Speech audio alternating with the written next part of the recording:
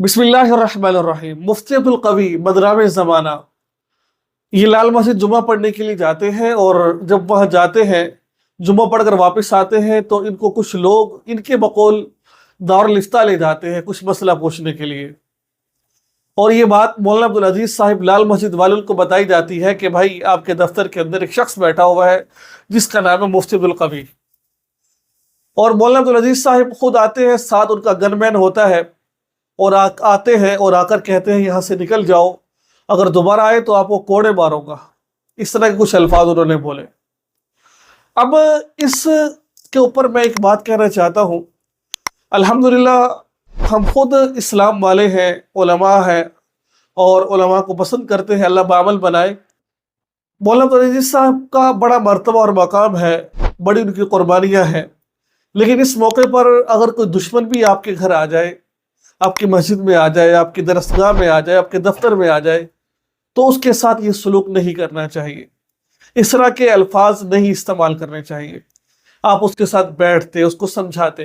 جیسا کہ مجھے ایک حدیث پاک یاد آ گئی۔ حضور نبی کرم صلی اللہ علیہ وسلم نے کے زمانہ مبارک کے اندر ایک شخص نے